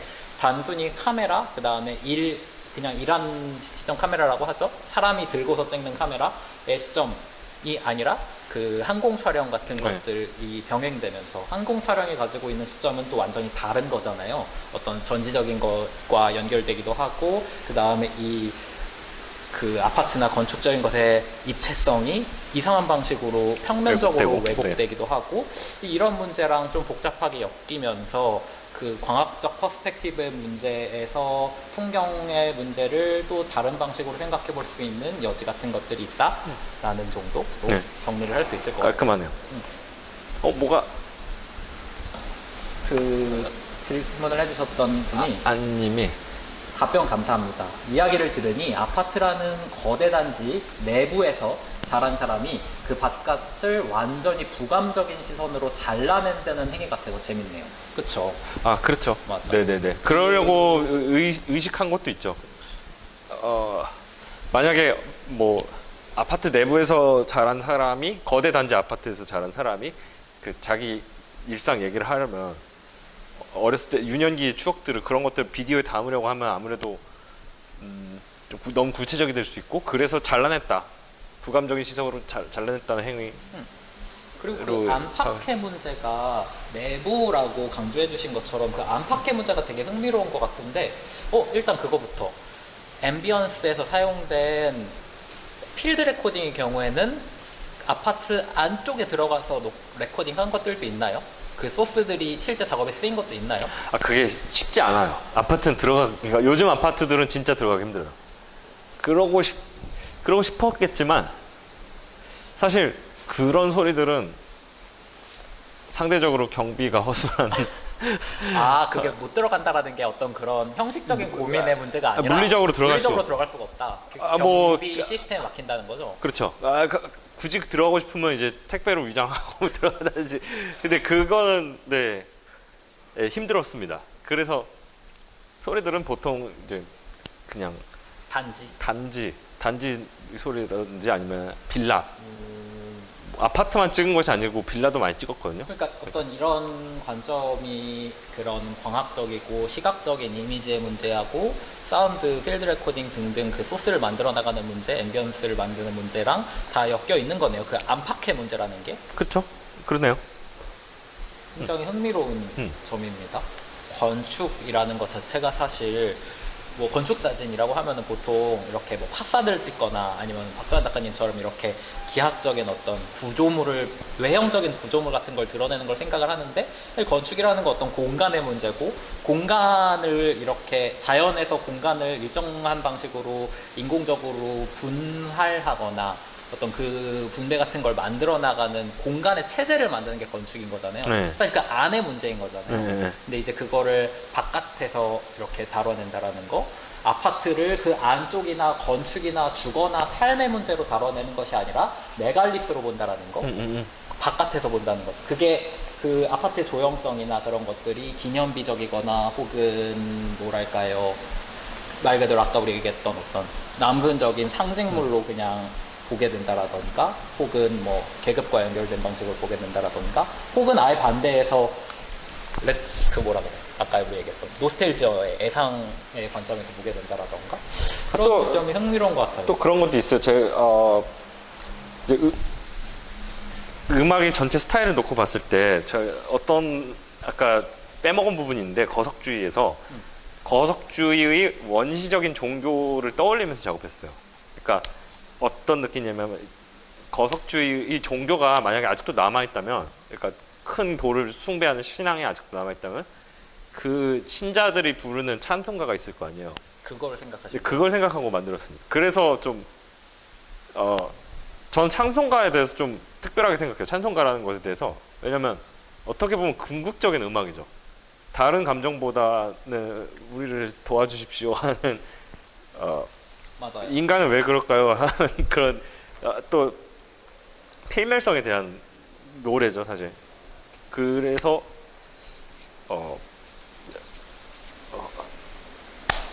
그래서 거석주의라는 메갈리스트라는 제목을 지었는데 생각해 보면 그 사진들도 아까 본 포스터 사진이나 그 시티스코프 포스터 사진이나 아니면 왜곡된 사진들 그것도 어떻게 보면 개념적으로 개조한 거잖아요.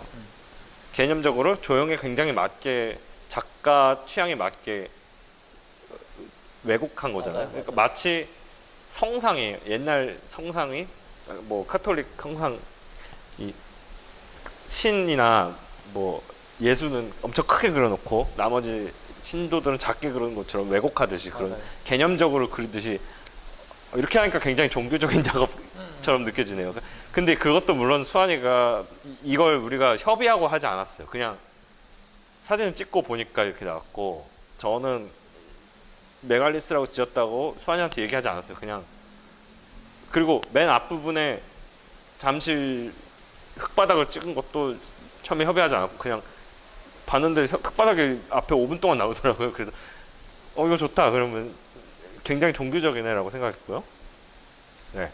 그런 얼개. 그 왜곡을 어떤 이콘의 문제하고 연결시키는 게 너무너무 재미있어요. 재밌네요. 실제로 그 실제로 스케일 조정이라는 게 이콘 그 어떤 우리가 알고 있는 그런 서양적 이콘뿐만이 아니라 더 옛날에 어떤 이집트 스타일이라던가 이런 데서도 그 스케일에서의 주인은 크게 만들고 스케일 조정을 가지고서 뭔가 만드는 거를 많이 하잖아요. 그리고 사실 수환 작가님의 어떤 그런 방법론도 어떤 방식으로 이상화하는 거고. 그렇죠. 이상화죠. 그러니까 맞아. 그런 측면으로 엮여 나가는 게 흥미롭네요. 물론 사후적인 어떤 해석이긴 하지만 시간이 없기 때문에 네, 다른 조금 더 질문을 받아야 아이고. 됩니다. 어떤 질문을 하면 좋을까요? 다 하기는 어려울 것 같고 최대한 많이 해봅시다. 네네. 이런 거는 두 분 어떻게 만나셨고 이건 아까 우리가 이야기를 했기 했으니까? 때문에 네. 그렇죠. 그리고 이것도 말씀드렸죠. 사진이나 영상 작업이 완성된 후 사운드 작업을 그렇죠. 작업 프로세스도 우리 얘기했죠. 네. 그리고 영상에 담긴 건물들 이건 모두 존재하고 있습니다. 그렇죠. 존재하지 않는 근데 공간. 곧 철거될 것들도 있을 것 같아요. 네네 있어요. 왜냐하면 되게 오래된 그런 건축물들. 특히 자주 나오는 충정 아파트는 이제 사람들이 좋아하는 아파트인데 여기서 멀지 않아요. 이 세아미술관에서. 다 아파트죠. 이번에 찍은 작업들은. 아파트라기보단 주거지.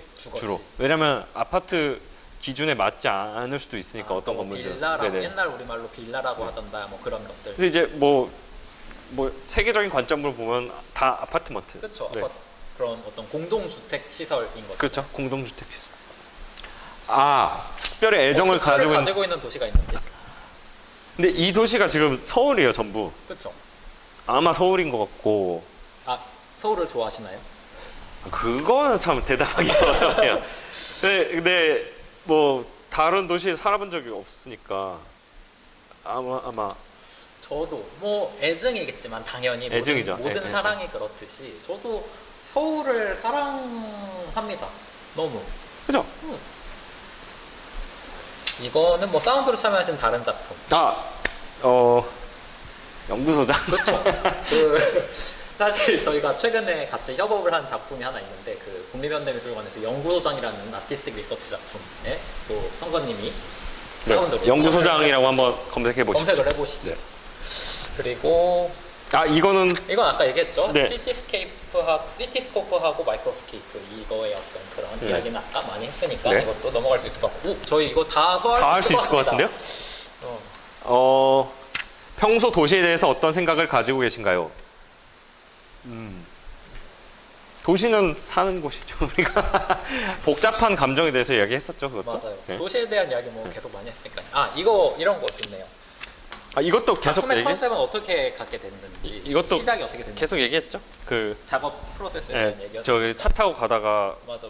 발견한 아파트들을 보고 다른 사운드만 가지고 했던 작업. 이것도 아까 이제 이전 사운드 작업 같은 것들을 설명을 해드렸기 때문에. 사운드 맵이라든지 사운드 맵이라던가 이런 것들. 그리고 원래 이제 음악 작업을 독립적으로도 하시잖아요. 네, 19년에 마지막으로 음반을 냈는데 음반 많이 내고 싶습니다. 음반 낼 시간이 없어요.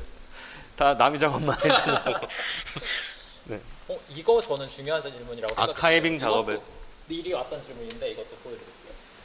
아카이빙 작업에도 조형성이 중요할까요? 이거 제가 평소에도 그 큐레이터로서 굉장히 고민을 많이 하는 주제예요. 어떻게 생각하세요? 저는 당연히 중요하긴 하죠. 그러니까 중요하다 중요하지 않다의 그런 이제 문제는 아닌 것 같고 당연히 중요한데 그게 이제 뭐 왜 중요하냐 같은 질문이 될 것 같아요. 아카이브라는 것 자체가 당연히 뭐랄까요. 이건 박수환이 있었으면 좋았을 텐데. 그쵸. 이런 거에 대한 고민이 많으시죠. 네. 조형성이라는 게 뭔지 일단 조금 어려운 말이긴 해요. 근데 네. 어찌되었건 아카이브의 형식이 중요한 이유는 제가 생각했을 때 아카이브는 어떤 장소를 이야기하잖아요. 그리고 그것이 굉장히 권력적인 장소입니다. 왜냐면은 아카이브라는 거는 필연적으로 배제를 가지고 있거든요. 아카이브라는 게 엄청나게 거대하고 많은 것, 거의 대부분의 모든 것을 우리가 가지고 있는 장소라고 생각을 하지만 아카이브에 들어있고 들어있지 않고는 그 아카이브의 주제가 되는 그 세계를 구성하는 문제이고 거기서 배제가 된다라는 거는 그 세계에서 없어져 버리는 문제거든요. 그래서 그 아카이브라는 게 굉장히 권력적이고 사실 좀 무서운 기억의 장소인 건데 그렇기 때문에 그곳의 형식, 그곳이 어떻게 생겼는지, 그곳을 어떤 방식으로 시각화하는지의 문제가 그러한 방식의 정치, 그러한 방식의 배제 같은 것들을 어떻게 이미 가지고 있는지, 그 장소가 얼마나 권력적인 곳인지를 메타하게 드러내는지 혹은 은폐하는지 이러한 문제를 또 가지고 있기 때문에 아카이브가 어떻게 생겼는지 아카이브라는 것 자체의 형식 이런 거는 저는 굉장히 중요하다고 개인적으로 생각을 합니다. 그리고 뭐 다른 측면에서 큐레이터로서 아카이브 전시라는 걸 요즘 굉장히 많이 하기 때문에 아카이브를 전시로 꾸렸을 때 형식적인 어떤 개입 같은 게 너무너무 중요하죠. 그냥 뭐 도서관 같이 전시장 꾸며놓는다고 한다면 사실 아무도 그거를 보지 못해요. 그냥 꽂혀있는 책을 보거나 아니면 그냥 자료로 늘어놓은 것만 보게 되지. 그래서 거기에 어떠한 방식의 형식을 부여해서 어떠한 방식으로 관객들이 그거를 관람하고 그 아카이브를 다시 접속해서 그 순간만에 자기 독해를 만들어낼 수 있도록 할지 같은 것들이 중요한 거죠. 그러니까 도서관이랑 똑같아요. 도서관이라는 엄청나게 큰 아카이브가 있지만 거기에 가서 내가 어떤 책을 꺼내서 어떻게 읽게 되는지에 따라서 그 도서관은 매일매일 다른 장소가 되는 거고 다른 어떤 정보와 지식과 지혜와 변증법을 매일매일 다르게 가지는 공간이 되는 거잖아요. 그래서 그 접속할 때마다 달라지는 그 아카이브라는 것의 문제를 어떻게 잘 가지고 있도록 형식적으로 만들지 뭐 도서관 건축 같은 것도 비슷한 맥락일 거고 등등 일시적인 전시에서도 그렇고 너무 중요한 문제라고 생각을 합니다. 뭐 일단 찾기 편하면 좋고요. 그쵸? 여기서는 아카이빙 작업의 조형성이라고 이 질문은 아마 조형적으로 좀 아카이빙 했잖아요. 우리가 그쵸. 보기 이건 아마 그냥 저희는 이걸 아카이빙 작업이라고 봤을 때 보기 좋은 편이 나으니까 좀 조형성이 중요하게 아카이빙을 한 것 같고요. 근데 물론 이런 문제도 있죠. 그 어떤 검색의 용이성, 다만 권력이. 네. 그것도 그렇고 사실 그런 문제는 좀 논쟁적일 수가 있죠. 예를 들면 아카이빙 작업인데 박수환 작가님의 사진 같은 경우는 아까 얘기했듯이 굉장히 그 어떤 이상화나 왜곡이 사실 있잖아요. 네. 그런 거에서 오는 어떤 사실 충돌 같은 거는 있다고 생각을 해요. 아, 이걸 아카이빙이라고 볼 수 있는가? 네, 다음. 관조적 풍경. 이 관조적 풍경에 대해서 이야기를 안 했는데 오늘. 이거를 살짝 이야기를 할까요? 시간이 하죠. 되는데 짧게 얘기할. 어떤 질문이냐면 이제 특별한 지향점이 강력히 담겨 있지 않은 관조적인 풍경이라고 하셨는데 스테이트먼트에 정말 특별한 지향점은 없었는지 관조적 풍경이라는 그런 태도가 뭘 의미하는지 이게 사실 제가 생각했을 때는 우리가 계속 얘기했던 앰비언트예요. 그 얘기를 하면서 우리가 관조적이라는 단어를 안 썼지만 그렇죠. 제시를 한다는 것이 관조는 제시보다 더 약한 표현이긴 한데. 그러니까 관조라는 거 뭔가 이렇게 팔짱 끼고 멀리서 이렇게 보고 있는 것처럼 보이는데 사실 그런 거라기보다는 아까 우리가 말했던 그 앰비언트처럼 야 이거야 아니면 이거 이렇게 매니페스토처럼 이거 문제야 이렇게 딱 보여주는 게 아니라 어떤 그 텅 빈 공간 같은 걸 순간 만들면서 거기에 이제 관객들이 놓여서 뭔가 생각할 수 있게 만드는 그런 나열하는. 그렇죠. 근데 관조적이라고 하면 약간 제가 스테이트먼트에 관조적인 말을 썼을 텐데 아마 근데 관조적인 음악 이렇게 얘기하면 약간 음악을 안 했다는 느낌처럼 느껴져서 약간 요즘에 그 표현을 좀 지양하려고 하고 있습니다. 음악을 만드실 때 받는 영감 이런 거는 뭐 아무래도 남이 작업이죠. 네. 남이 작업과 내 예전 작업과 항상 음악과 동시대에 있는 게 좋으니까요. 저희가 시간이 조금 뭐 괜찮죠. 할 수 있을 것 같아요. 네, 다 할 수 있어요. 우리 할 수 있을 것 같습니다. 네. 너무 급하지 않게 가겠습니다. 네.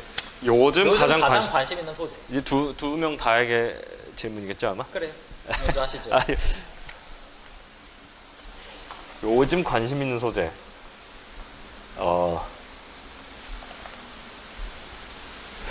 요즘 관심 있는 소재가 있긴 한데 이거 아직 기획 중이라서 말을 못 하겠네요. 아, 그거군요. 아니, 평소에 관심 있는 소재는 아까도 자꾸 엔트로피 얘기를 했는데 저는 엔트로피 과정에 대해서 관심이 있어요. 그러니까 어떤 기록한 행위가 사라진다는 것, 정보성이 흩어지는 과정에 대해서 그거 결국 이제 병이나 죽음도 결국 어떤 정보가 있다가 엔트로피로 인해서 사라지는 것이니까 계속 그런 그 음악적인 소재로도 엔트로피는 많이 쓰여요. 어떤 느낌이냐면 그 기법에 있어서도 제너레이션 로스 기법이라고 있는데 어떤 원래 가지고 있던 정보를 어떤 매체에 계속해서 복사하면 매개자만 남는 거예요. 매개자, 그러니까 여기서는 테이프, 예컨대 테이프를 복사를 계속하면 매개자인 테이프의 소리만 남게 되고 원래 이 정보는 사라지는 엔트로피에 따라서 그 기법을 실제로 많이 쓰이고 CM 작업에서도 쓰였거든요. 근데 저는 그런 한마디로 하면 엔트로피가 재밌는 소재라고 그거 되게 재밌네요. 그 제너레이션 로스라는 기법이 디지털 맥락에서도 자주 사용되는 그런 건가요? 디지털 맥락에서는 힘들어요, 사실. 그걸 어떻게 적용하냐에 따라 다른데 뭐 이렇게 할 수 있죠. MP3 그 웨이브를 MP3 파일로 만들면 압축 손실이 맞아요. 압축 손실이 되잖아요. 근데 압축 손실을 계속하면 그 어떻게 제너레이션 돼요? 로스가 돼요. 근데 안 쓰는 이유 재미가 없어요, 그 소리는. 아, 티가 안 나요? 아니요. 그냥 듣기 안 좋은 소리가 나요. 그러니까 그걸 좋아하는 사람들도 있는데 그럼 그 제너레이션 로스를 돌려주는 알고리즘 같은 게 있어요? 자동으로 해주는? 있긴 있는데 그것도 이제 시뮬레이션이라서 별로고 보통은 진짜로 테이프에 넣었다 뺀 작업을 좀. 그래서 진짜 아날로그 테이프를 네. 넣었다 뺐다를 하는. 그래서 앰비언트 음악은 테이프 굉장히 많이 쓰고 아직도. 그래서 카세트 테이프나 아니면 8mm 테이프. 이번 작업에서도 그렇게 아날로그로 네. 직접 네. 수제 집에서 하고 제너레이션 있습니다. 로스가 VHS랑 카세트 테이프랑 그 릴 테이프 그런 거 넣었다가 뺐어 저는. 그런 거 너무 재밌네요. 이거 미술하는 사람들은 그런 거 잘 모르잖아요. 근데 그런가요? 그런 어떤 매체성이 드러나는 문제는 정말 미술을 하는 사람들이 너무 좋아하는 아 그래요? 주제여가지고. 아 그렇구나. 근데 이런 거는 이제 어떤 사운드를 표현한 기법이기 때문에 여기 당연히 드러나진 않고요. 근데 들어보면 마지막 부분에 피아노 소리가 나오는데 그 굉장히 막 뭉개져서 안 들리게 돼 있어요. 그게 그 테이프로 네네. 제너레이션 한 거거든요. 네. 그래서 어떤 그것도 이제 엔트로피를 한번 거치면 또 재밌어지는 소리가 그런 소재에 있어서의 재미도 있고 개념적으로도 상당히 재밌죠. 또 죽음에 대한 얘기니까 이것도 결국 맞네요. 그렇습니다. 재밌... 재밌는 요즘 관심 있는 소재. 제 관심 소재? 네. 저는 관심사가 굉장히 넓습니다. 네. 요즘 뭐 하나 꼽자면은 아무래도 비슷해요. 퍼포먼스 혹은 뭐 비물질 예술 이런 것들이 뭐 사운드도 마찬가지고요. 그런 것하고 콜렉션의 문제. 그래서 그 콜렉션 아까 문제. 얘기했던 그 연구소장, 국립현대미술관 수장고 리서치하면서 했던 그 작업, 연구소장이라는 리서치 프로젝트를 같이 했었는데 그 작업도 사실 그런 거의 연장선이에요. 뭔가 죽음이나 아니요, 절연의 연구소장 문제 같은 것도 제가 엄청 관심이 많습니다. 그래서 그 이미지와 물질의 관계 그리고 그것의 소멸 그 다음에 그거를 강제로 박제시키는 체제로서의 박물관 그러면 만약에 그런 것에 동시대 미술 중에서 아주 비물질적이거나 아니면 그 형식 자체에 엄청 적대를 가지고 있는 것들이 그 안으로 들어갔을 때 어떻게 작동을 할 거냐 그게 뭐랄까 미술관이란 체제 자체를 바꿔놓을까 아니면 그게 어떤 바이러스처럼 퍼져가지고 그 안 자체를 완전 오염시켜버리는 어떤 그런 오염물질이 될까? 뭔가 이런 것들이 둘 다 근대인이 불안에 대해서 아직도 얘기하고 있는 그러네요. 셈이네요. 근데 그거 우리 학부 때 갈아타니 고진 읽고 근데 굉장히 불안하기 때문에 맞아요. 예. 뭐 종교도 없고 뭐 어떡해요. 자선도 없고 종교도 없고. 아 이거 웃긴 얘기인데 왜 이 얘기를 하냐면은 그 학부 때 같이 이제 선후배를 저에게 그런 어떤 뭐랄까요 이상한 책 같은 거 빌려주면서 끌어들인 사람입니다. 아직도 가지고 있대요. 그래 까먹고 있었는데. 네, 다음 질문 이제 얼마 시간이 안 남았네요. 네. 자, 뭐죠? 사라질 공간에서 직접 소리를 녹음하시는 건지 영감을 받아 작업을 만드시는 건지 이것도 뭐 얘기를 하시긴 했지만 둘 다죠. 네, 필드 레코딩도 하고 그냥 만드는 그렇죠. 작업들도 있고. 사라질 공간 자체가 방점이기보다는 이제 사라질 공간이면 더 좋죠.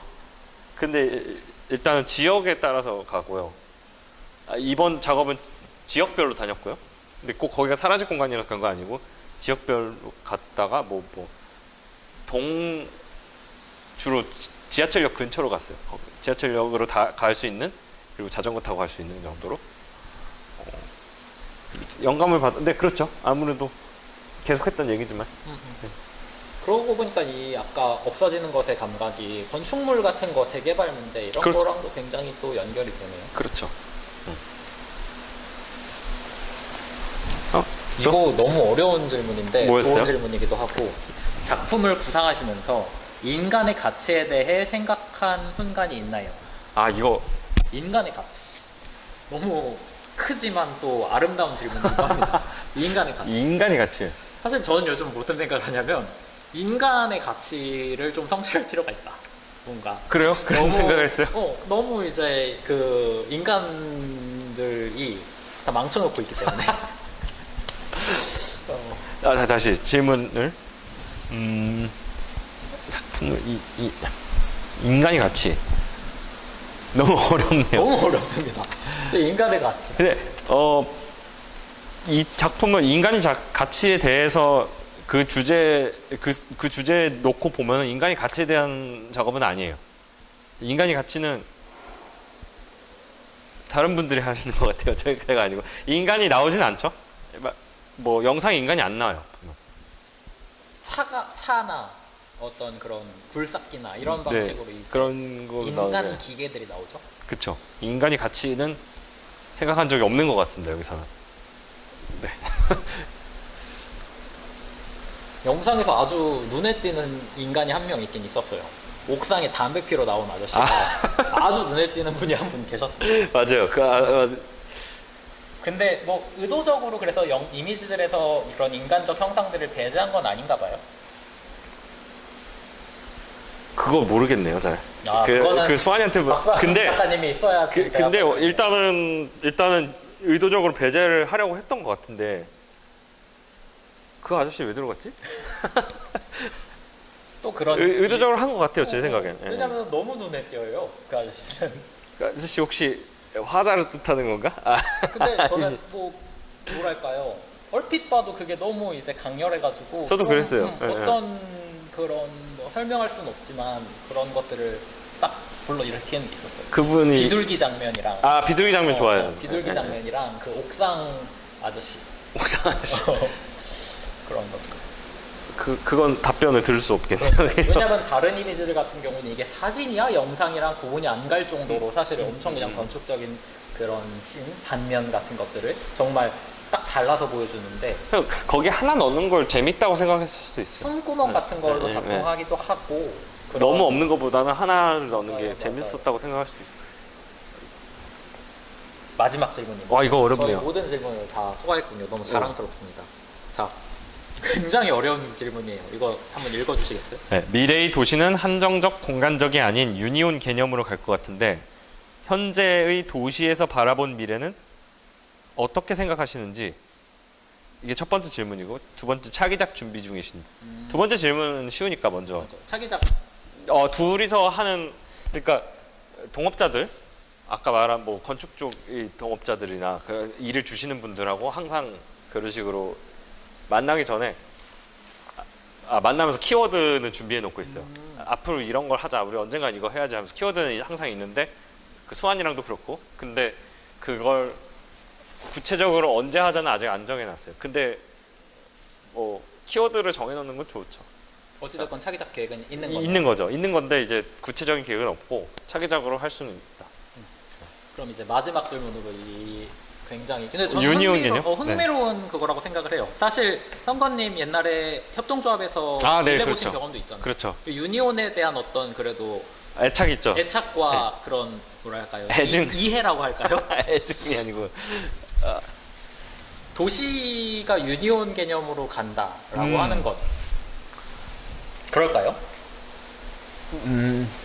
그 국가마다 다 다르겠지만 그 지역마다 다르고 근데 유니온 개념으로 가야지 생존할 수 있다고 생각해요. 저는. 그럼 그 유니온 개념이라고 간다는 거는 우리가 알고 있는 네이션이라는 개념이 깨진다는 거예요? 그렇게까지는 우리 살아 생존해 보기 힘들 것 같아요. 아, 지금 올림픽 하고 있잖아요. 근데 사람들 다 막 열광하고 맞아. 그런 거 보면 아니 올림픽 아무도 안 볼 것처럼 도쿄 올림픽 네. 하는지 마는지 관심 없는 척 하더니 사람들 미쳤어 지금. 갑자기 난리 났어요? 네이션 개념 옛날에는 언젠가 없어지겠지라고 생각했는데 안 될 것 같아요. 지금은 그 생각은 안 하고 있어요. 근데 이제 유니온 개념은 어느 정도 이제 저는 그렇게 생각해요. 국가에서 만약에 밀어준다면 네이션에서 밀어준다면 네이션의 유지를 위해서 유니온 내부에서 그 효율적으로 사용할 수 있는 도구적으로 사용할 수 있겠다. 네이션이 유니온을. 그러니까 우리가 알고 있는 그런 자본주의, 국가주의 등등등의 결합체로서의 네이션이 수단적으로 유니온이라는 방법론을 택할 수 있다. 택할 수 있다. 실제로 그러고 있고요. 왜냐면 뭐 예컨대 한국에서 굉장히 큰 유니온인 협동조합이 있죠. 예, 한살림. 음. 한살림이 뭐 반국가주의 이런 걸 얘기하고 있지 않아요. 그리고 다른 유니온 개념인 노동조합도 뭐 반국가주의가 아니잖아요. 그건 맞아요. 왜냐면 네이션 안에서 그 수많은 사람들이 뭐라고 해야 되지? 정신적으로 통일을 하기 위해서는 네이션 이외에 뭔가가 되려면 종교가 돼야 되는데 한국에는 그런 게 없기 때문에 아마 그 정도가 되지 않을까요? 근데 언젠가는 꼭 유니온 개념으로 가야지 다 같이 생존할 수 있을 것이고 맞아. 그걸 그리고 사실 뭐 정부에서 잘 할지는? 이 제도적인 체제라는 것도 계속 그런 선택들을 해 나가고 있는 거잖아요. 완전 고전적인 어떤 자유주의 시스템에서 조금씩 더 수정해 나가면서 그런 중에 사실 어떤 타협적인 사회주의 정책 같은 게 나올 수도 있는 거고 그 일환으로 네이션이나 아니 뭔가 유니온 같은 개념으로 갈 수도 있는 거고 그걸 말씀하신 건지 모르겠지만 그거의 네. 문제인지 모르겠지만 하여튼 저희가 이해하고 있는 그런 어떤 유니온의 문제에서는 그렇습니다. 근데 사실 더 복잡한 것 같아요. 한국이라는 특히 그리고 서울이라는 메트로폴리스는 정말 그 부동산 문제라던가 그런 아주 특정적인 자본주의의 형태랑 너무 명확하게 결부가 되어 있기 때문에 그 도시 자체를 어떤 유니온 방식으로 해체할 수 있을까라는 것에 대한 지금 일단 회의는 있지만 어찌되었건 그런 방향으로 나아가는 게 당연히 필요하긴 하겠죠. 모두에게 그게 아마 바람직하겠죠. 그런 게 뭔가 기후 변화 반자본주의라거나 혹은 뭐 반국가주의적인 건진 모르겠지만 오히려 국가나 자본주의를 지키기 위한 방편으로서의 유니온 같은 것들이 택해질 수도 있겠죠. 그리고 실제 어떤 좌파 이론가들은 그래서 유니온 개념 비판하기도 하고요. 네. 그런 맥락 속에서 복잡하지만 그리고 특히 서울이라는 메트로폴리스, 서울뿐만이 아니라 뭐 서울, 도쿄, 런던, 뉴욕 등등등 우리가 알고 있는 이 도시라는 체제에서는 이런 것들을 이야기하는 게 더욱더욱 복잡한 맥락이 있다 정도로 정리를 할 수 있을 것 같아요. 오늘 되게 다양한 이야기가 됐네요. 그러네요. 그런 앰비언트 뮤직의 형식에 대한 이야기서부터 심지어 중간에 밤섬의 적단 얘기도 살짝 하고 질문도 또 질문이 다양해서 너무 네. 고퀄리티였습니다. 여러분들 참여해주신 분들 진짜 너무너무 감사해요. 그래서 덕분에 저희도 생각도 많이 하고 오랜만에 현관님과 즐겁게 토론도 하고 이야기도 하고 이렇게 할 수 있는 시간이었어요. 부디 오늘 함께 해주신 분들도 즐겁게 들으셨길 바라면서 혹시 마지막으로 질문이나 어떤 코멘트 혹은 뭐 같이 이야기 나누고 싶은 거 있으면 편히 해주시면 될 것 같아요.